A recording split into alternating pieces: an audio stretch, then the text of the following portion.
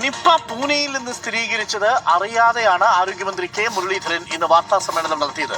പൂനെയിൽ നിന്ന് ഫലം വന്നിട്ടില്ലെന്നാണ് മന്ത്രി വാർത്താ സമ്മേളനത്തിൽ പറഞ്ഞത്. എന്നാൽ മന്ത്രിക്ക് ശേഷം മാധ്യമപ്രവർത്തകരെ കണ്ട കോഴിക്കോട് ജില്ലാ കളക്ടർ ഫലം ഉച്ചയ്ക്ക് തന്നെ വന്നു എന്നറിയിച്ചു.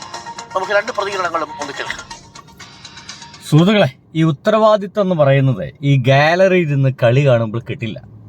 അത് ഇറങ്ങി കളിക്കണം. അത് മാത്രമല്ല, ഇറങ്ങി കളിക്കുമ്പോൾ എന്തൊക്കെ എങ്ങനെയൊക്കെ കളിക്കണമെന്ന് അറിയണം. അതിനൊപ്പം തന്നെ ഞാൻ വന്നിരിക്കുന്നത് എൻ്റെ കുടുംബത്തേക്ക് സമ്പാദിക്കാൻ വേണ്ടിയിട്ടല്ല, എൻ്റെ അപ്പന് സമ്പാദിക്കാൻ വേണ്ടിയിട്ടല്ല. ഞാൻ വന്നിരിക്കുന്നത് ജനങ്ങൾക്ക് വേണ്ടിയിട്ട് ജീവിക്കാൻ വേണ്ടിയിട്ടാണ് എന്ന ബോധ്യം ഈ രാഷ്ട്രീയ പ്രവർത്തകർക്ക് ഉണ്ടായിരിക്കണം. അല്ലെങ്കിൽ ഇതുപോലെ എന്തെങ്കിലുമൊക്കെ വിടുവായത്രം വന്ന് പറഞ്ഞു പോകേണ്ടി വരും. എൻ്റെ സുഹൃത്തുക്കളെ, നമ്മളെല്ലാവരും ഇനി മനസ്സുകൊണ്ട് ഒരല്പമെങ്കിലും ഒപ്പം നിൽക്കേണ്ടത് ഇപ്പോൾ ആ ഒരു അസുഖം ബാധിച്ച് നിപ്പ ബാധിച്ച് കിടക്കുന്ന ICUയിൽ കിടക്കുന്ന വെന്റിലേറ്റർ ആണെന്നാണ് കേട്ടത്. വെന്റിലേറ്റർ കിടക്കുന്ന മനുഷ്യൻ രക്ഷപ്പെടണേ എന്നാണ് നമ്മളെല്ലാവരും അല്പമെങ്കിലും പ്രാർത്ഥിക്കേണ്ടത്.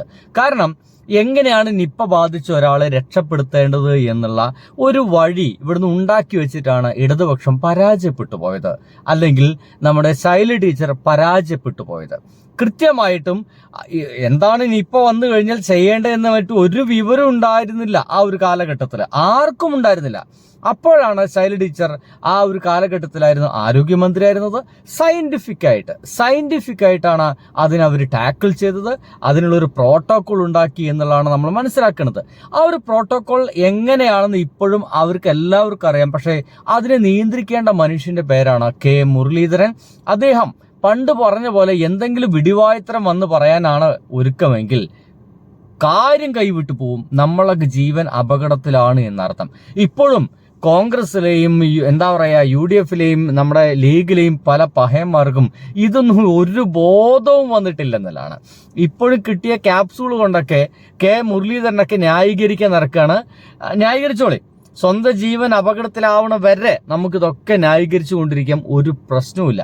ഇപ്പൊ തന്നെ നോക്കൂ, ഒരു മെഡിക്കൽ ബ്രീഫിംഗ് നടത്തുന്ന സമയത്ത് പോലും കൃത്യമായിട്ടുള്ള കണക്കുകൾ പറയാൻ ഇദ്ദേഹത്തിന് കഴിയുന്നില്ല എന്നുള്ളതാണ് പറഞ്ഞത്. പ്രധാനപ്പെട്ട കാര്യം, ഈ നിപ്പയുമായി ബന്ധപ്പെട്ടിട്ടെ നമുക്ക് ഈ ലക്ഷണങ്ങളൊക്കെ ഉള്ള ആളുകളുടെ സാമ്പിളുകളെല്ലാം കേന്ദ്രത്തിലേക്ക് അയക്കണം.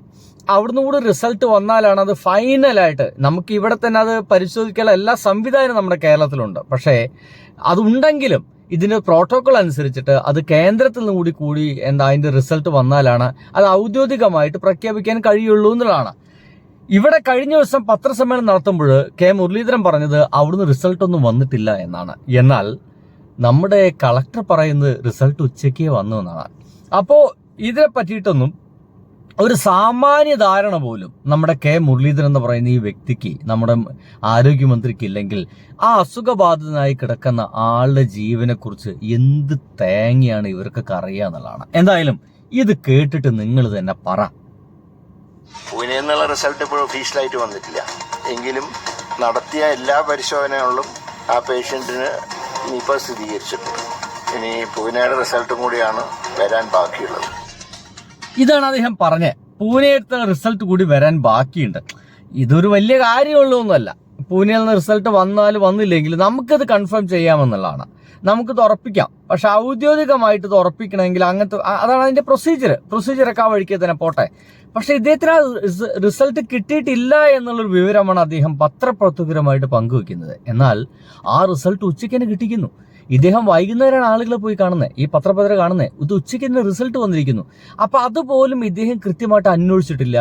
ആ റിസൾട്ട് വന്നോ എന്ന് പോലും ഇദ്ദേഹം കൃത്യമായിട്ട് അന്വേഷിക്കുകയോ അത് കയ്യിൽ പിടിച്ചുകൊണ്ടൊരു വാർത്താ സമ്മേളനം നടത്താൻ ശ്രമം നടത്തുകയോ ചെയ്തിട്ടില്ല. എന്നാൽ ഇതൊന്നും ആയിരുന്നില്ല കേട്ടോ കെ ശൈലി ടീച്ചർ ചെയ്തിരുന്നത്. വേണമെങ്കിൽ അതുകൂടി ഞങ്ങൾക്ക് കാണിച്ചു തരാം. അതിനുമ്പ് ഇത് മുഴുവനായിട്ടൊന്ന് കാണും. ഉച്ച കഴിഞ്ഞപ്പോഴത്തേക്ക് അത് കൺഫേം ആയിട്ടുണ്ട്. അദ്ദേഹം എനിക്ക് തോന്നുന്നു ഉച്ചയ്ക്കാണെന്ന് തോന്നുന്നു അദ്ദേഹം അതിന്റെ പ്രസ് ബ്രീഫിംഗ് തന്നതെന്നാണ് എനിക്ക് മനസ്സിലാവുന്നത്. NIV പൂനെയിൽ നിന്ന് ഔദ്യോഗികമായിട്ട് റിപ്പോർട്ട് ഇപ്പോൾ ലഭ്യമായിട്ടുണ്ട്. പോസിറ്റീവായിട്ടാണ് കാണിച്ചിരിക്കുന്നത്. ഇത്രയും ഗൗരവമേറിയ ഒരു വിഷയം ഉച്ചയ്ക്ക് തന്നെ കളക്ടർ അറിഞ്ഞിട്ടും വൈകുന്നേരം 5:30 വാർത്താ സമ്മേളനം നടത്തുന്ന ആരോഗ്യവകുപ്പ് മന്ത്രി അറിയാതെ പോയത് എങ്ങനെയാണ് എന്നുള്ളതാണ്. വിവരങ്ങളുമായി ശരത്തുണ്ട്. ശരത്ത്, വളരെ നിർണായകമായ വിവരങ്ങൾ, ഏറ്റവും ഒടുവിൽ അപ്ഡേറ്റ് ചെയ്ത വിവരങ്ങളുമായി വേണം ഒരു മന്ത്രി വാർത്താ സമ്മേളനത്തിൽ എത്താൻ. പക്ഷെ ആരോഗ്യവകുപ്പ് മന്ത്രിക്ക് കളക്ടർക്ക് അറിയാമായിരുന്ന കാര്യം പോലും അറിയാമായിരുന്നില്ല എന്നാണ് മനസ്സിലാക്കുന്നത്. എങ്ങനെയുണ്ട്? കളക്ടർക്ക് അറിയുന്ന കാര്യങ്ങൾ പോലും ഇദ്ദേഹത്തിന് അറിയില്ല. ഇനി വേണമെങ്കിൽ ശൈല ടീച്ചറുടെ വർത്തമാനം ഒന്ന് കേൾക്കാം. നിപ്പയും കോവിഡും ഒന്നും വരുന്നത് ഏത് ഗവൺമെൻറ്റാണ് ഭരിക്കുന്നതെന്നൊന്നും നോക്കിയിട്ടല്ല. അതൊക്കെ ഈ സമൂഹത്തിലുണ്ട്. വൈറസൊക്കെ ചില പ്രത്യേക സാഹചര്യത്തിൽ അവയുടെ ആധിക്യം ഉണ്ടാവുകയും അത് മനുഷ്യരിലേക്ക് പകരുകയും മരണകാരണമാവുകയും ഒക്കെ ചെയ്യും.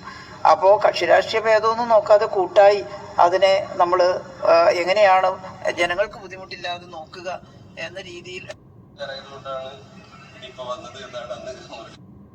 അതെ അതെ നിങ്ങൾ മീഡിയ ഇതൊക്കെ എവിടെ അതല്ലായിരുന്നല്ലോ.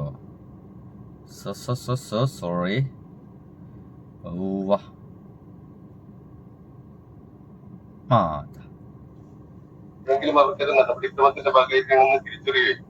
അതെ അത് അന്ന് പൂനെയിൽ അയച്ചതിനെ കുറിച്ച് അത് നമ്മുടെ കേന്ദ്ര ഗവൺമെന്റിന്റെ ഒരു പ്രോട്ടോകോളാണ്, അവരുടെ ഒരു രീതിയാണ്. കാരണം നമ്മളിവിടെ നമുക്കിപ്പോ ഇവിടെ ഈ ടെസ്റ്റ് ചെയ്യാൻ കഴിയുന്ന ലാബുകളൊക്കെ ഉണ്ട്. പക്ഷെ നമ്മൾ ഇവിടെ പരിശോധിച്ചാലും കൺഫേം ചെയ്യണമെങ്കിൽ നാഷണൽ വൈറോളജി ഇൻസ്റ്റിറ്റ്യൂട്ടിൽ അയക്കണം എന്നുള്ളതാണ് നിബന്ധന ഉണ്ടായിരുന്നത്. ഇപ്പൊ കഴിഞ്ഞ തവണ നല്ല ലാബായിരുന്നു മംഗലാപുരത്തെ ലാബ്. അവിടെയുള്ള വൈറോളജിസ്റ്റുകളൊക്കെ നല്ല സമർത്ഥരായിരുന്നു.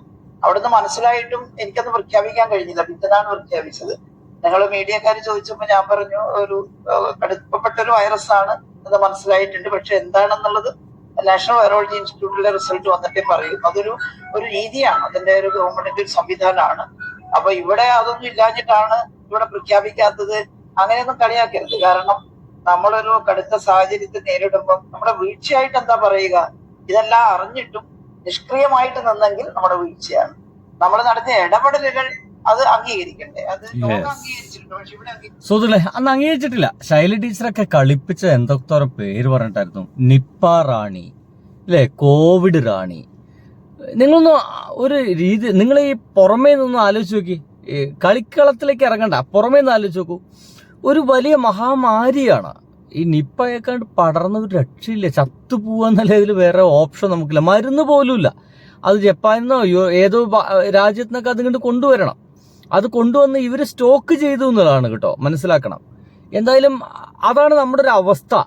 അപ്പൊ അങ്ങനെ വളരെ പെട്ടെന്ന് ഒരു പടർന്നു പന്തിരിച്ച ആളുകളുടെ മരണത്തിന് കാരണമായേക്കാവുന്ന ഒരു അസുഖത്തെ ഇല്ലാണ്ടാക്കിയതിന് ശൈല ടീച്ചറെ നമ്മുടെ നാട്ടുകാർ വിളിച്ചത് നിപ്പ റാണി എന്നായിരുന്നു. കോവിഡ് എന്ന് പറയുന്ന സംഗതിയെ ഇല്ലാണ്ടാക്കിയതിന് കോവിഡ് റാണി. ഇത് നല്ല പേരല്ല കേട്ടോ, കളിപ്പിച്ചുകൊണ്ട് വിളിച്ചായിരുന്നു, പരിഹസിക്കായിരുന്നു നമ്മുടെ കോൺഗ്രസ്സുകാരൊക്കെ ചെയ്തിരുന്നത് ഒരു അസുഖത്തെ ഇല്ലാണ്ടാക്കിയതിന്. ഇനിയിപ്പോ കെ മുരളീധരൻ ഞാൻ പേര് വരുമോ എന്ന് എനിക്കറിയില്ല. നിപ്പ രാജകുമാരൻ അല്ലെങ്കിൽ കൊറോണ രാജകുമാരൻ എന്ന് ആരെങ്കിലും പരിഹസിച്ചുകൊണ്ട് ഇദ്ദേഹത്തെ വിളിക്കുമോ അറിയില്ല. എന്തായാലും നമുക്ക് നമ്മുടെ മുമ്പിൽ കൃത്യമായിട്ടുള്ള വഴികളുണ്ട്. ആ വഴികളിൽ നിന്ന് നേരം പോലെ തുറന്ന് മുന്നോട്ട് പോയിട്ടില്ലെങ്കിൽ ആളുകളെ മരണത്തിന് ഇത് കാരണമാവും.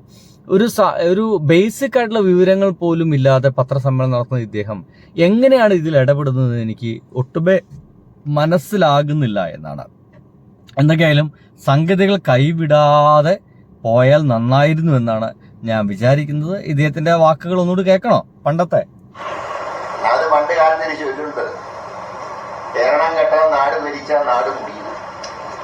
കഴിഞ്ഞ 6 വർഷമായിട്ട് മര്യാദയ്ക്ക് ഒരു ക്രിസ്മസ് ആഘോഷിച്ചു, ഓണം ആഘോഷിച്ചിട്ടുണ്ട്.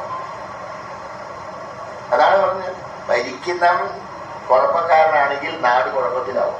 ഈ നിപ കേരളത്തിൽ മാത്രമാണ്, പ്രത്യേകിച്ച് മലബാറുമാണ്. കണ്ടില്ലേ എന്തൊരു അശ്ലീല ഭാഷണമാണ് ഇദ്ദേഹം നടത്തുന്നത്. അങ്ങനെയാണെങ്കിൽ ഇപ്പൊ ഭരിക്കുന്ന VD സതീശനാ, അത് ഹേരണം കെട്ടവനാണോ? അത് ഹേരണം കെട്ടവനാണ് രീതിയിലുള്ള ഒരു വർത്തമാനം LDF ആരെങ്കിലും പറയോ? ഇനി ഈ വാക്കുകളൊക്കെ തന്നെ കുറിച്ച് പറഞ്ഞിട്ടുണ്ട് എന്ന് അറിഞ്ഞപ്പോൾ എന്താണ് ടീച്ചറുടെ പ്രതികരണം? അതുകൂടി നമ്മൾ കേൾക്കണ്ടേ? പകരുകയും മരണകാരണമാവുകയും ഒക്കെ ചെയ്യും. അപ്പോൾ കക്ഷിരാഷ്ട്രീയ ഭേദമൊന്നും നോക്കാതെ കൂട്ടായി അതിനെ നമ്മൾ എങ്ങനെയാണ് ജനങ്ങൾക്ക് ബുദ്ധിമുട്ടില്ലാതെ നോക്കുക എന്ന രീതിയിൽ ഇടപെടുകയാണ് വേണ്ടത് എന്നുള്ളതാണ് എൻ്റെ അഭിപ്രായം. പോരെ, ഇതാണ് LDF UDF തമ്മിലുള്ളൊരു വ്യത്യാസം. ആ വ്യത്യാസങ്ങൾ നിങ്ങൾക്ക് മനസ്സിലാക്കാൻ സാധിക്കുന്നില്ല എങ്കിൽ കുറച്ച് ബുദ്ധിമുട്ടും. പണ്ട് ഏതൊരു ഏതൊരുന്നുണ്ട്, ഏറെ കഷ്ടപ്പെടും നമ്മളേറെ കഷ്ടപ്പെടും എന്ന് പറയുന്നൊരു എന്താ പറയാ, ഈ ഊരാളികളുടെ ഒരു പാട്ടുണ്ട്. അതുപോലൊക്കെ നമ്മളേറെ കഷ്ടപ്പെടാതിരുന്നാൽ മതിയായിരുന്നു. ബൈ.